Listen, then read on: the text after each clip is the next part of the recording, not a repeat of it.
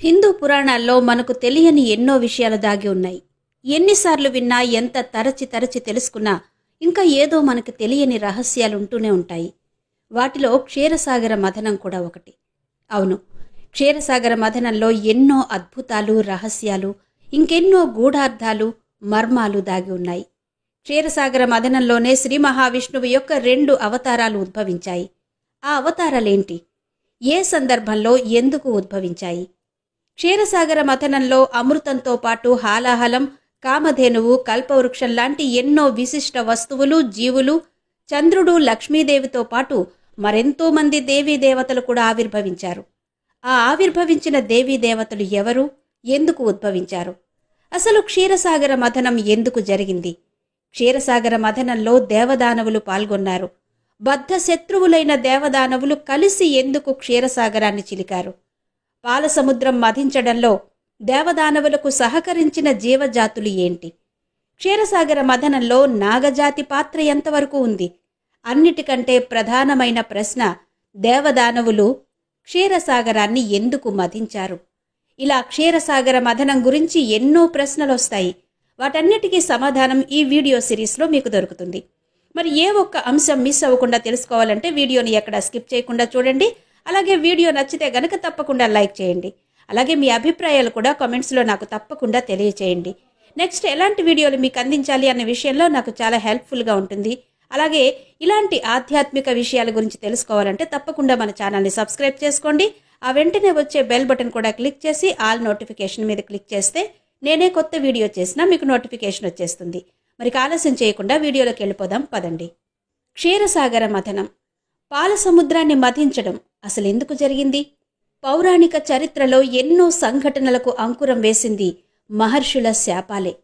అలాగే ఈ క్షీరసాగర మథనం ఘటనకు కూడా మూలం ఒక శాపం. కోపానికి పరాకాష్ఠ అయిన దూర్వాస మహర్షి శాపం. సాగర మథనంలో విశేషాలను తెలుసుకునే ముందు పాలసముద్ర మథనానికి దారితీసిన ఆ శాప కథనమేంటో తెలుసుకుందాం. ఒకసారి ఇంద్రుడు తన వాహనం ఏనుగు మీద విహరిస్తున్నాడు. అదే సమయంలో దూర్వాస మహర్షి అతనికి ఎదురుపడ్డాడు. ఇంద్రుడు మహర్షిని చూసి ప్రణామం చేశాడు. మహర్షి తన చేతిలో ఉన్న విష్ణుమూర్తికి అలంకరించబడిన శేష పుష్పమాలను స్వర్గాధిపతి ఇంద్రుడికి కానుకగా ఇచ్చాడు. ఇంద్రుడు ఆ మాలను ఏనుగు మెడలో వేస్తాడు. మెడలో మాల పడటంతో చిరాకుతో ఏనుగు ఆ మాలను తొండంతో తీసి విసిరికొట్టి కాలితో తొక్కి పాడు చేస్తుంది. అది చూసిన దూర్వాసమునికి కోపం వచ్చి, ఓరీ మదాంధుడా, విష్ణుప్రసాదమైన పుష్పమాలను కళ్ళకి అద్దుకుని తీసుకోకుండా ఏనుగుకి అలంకరిస్తావా? అది దానిని కింద పడేస్తుందా? ఏ ఐశ్వర్య గర్వంతో, పదవి ఇచ్చిన అహంకారంతో, నిర్లక్ష్యంతో నన్నే కాకుండా దైవ ప్రసాదాన్ని కూడా అవమానించావో ఆ పదవి నీది కాకుండా పోతుంది. నీ ఐశ్వర్యమంతా సముద్రంలో కలిసిపోతుంది అని శపించి వెళ్ళిపోతాడు. దూర్వాసుని శాప ప్రభావం వలన ఇంద్రుడి సర్వ సంపదలు నశించిపోయాయి. దానవులు దేవతల మీద ఆధిపత్యం సంపాదించారు. రాక్షసరాజైన బలిచక్రవర్తి స్వర్గాన్ని ఆక్రమించాడు. ఇంద్రుని ఇంద్ర పదవి పోయింది. దేవతలు స్థానాన్ని కోల్పోయారు. రాక్షసుల బాధలను సహించలేని పరిస్థితుల్లో వారి ఆధిపత్యాన్ని అంగీకరించక తప్పని పరిస్థితుల్లో తమకు జరిగిన అనర్థానికి ఎంతో బాధపడిన ఇంద్రుడు దేవతలతో కలిసి బ్రహ్మ దగ్గరకు వెళ్లి తన బాధను చెప్పుకున్నాడు. విష్ణుమూర్తిని వేడుకొమ్మని చెప్పాడు బ్రహ్మదేవుడు. వెంటనే విష్ణువును ప్రార్థించారు ఇంద్రాది దేవతలు. అప్పుడు శ్రీ మహావిష్ణువు, నువ్వు శాపం కారణంగా పోగొట్టుకున్న సంపదలతో పాటు అమృతాన్ని కూడా సాధించాలంటే క్షీరసాగరాన్ని మథించడమే మార్గమని చెప్పాడు ఇంద్రునితో.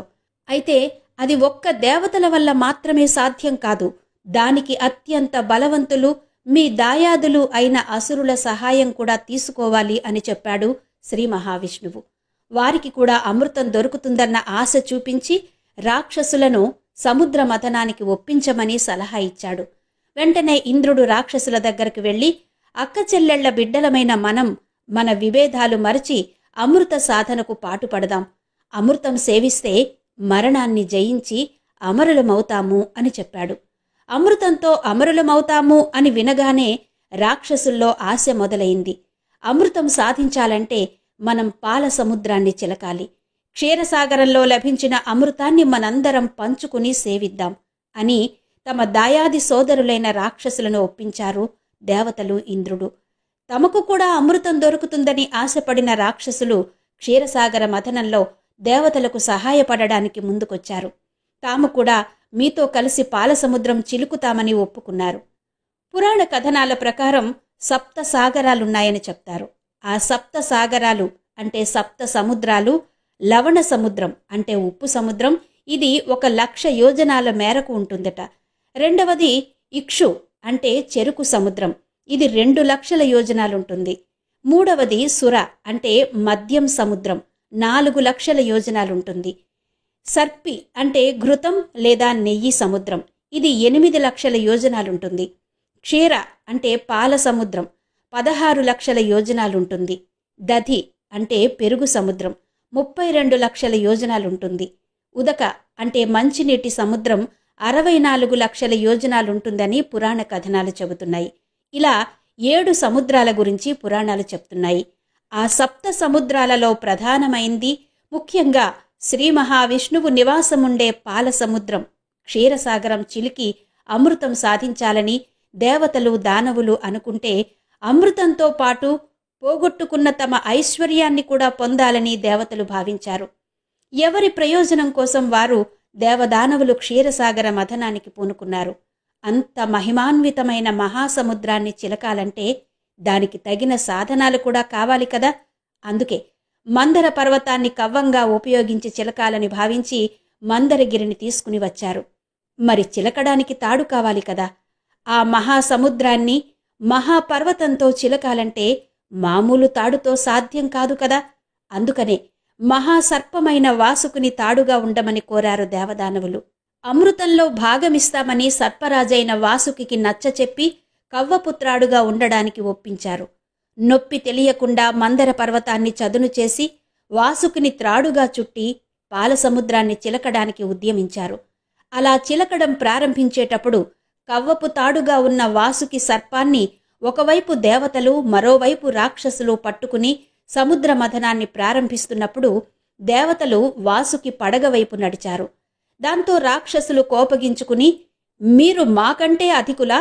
మేము తోకవైపు నిలబడి చిలికే నీచులమా అని మేమే తలవైపు నిలబడి చిలుకుతాం అని పట్టుబట్టారు.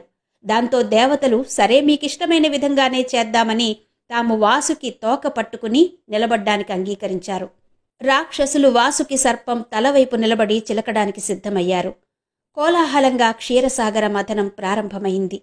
పాలసముద్రం, అందులో మహాపర్వతమైన బరువైన మందరగిరి, దాంతో క్రింద ఏ ఆధారం లేకపోవడంతో బరువైన మందరగిరి క్షీరసాగరంలో క్రిందికి జారిపోవడం మొదలైంది.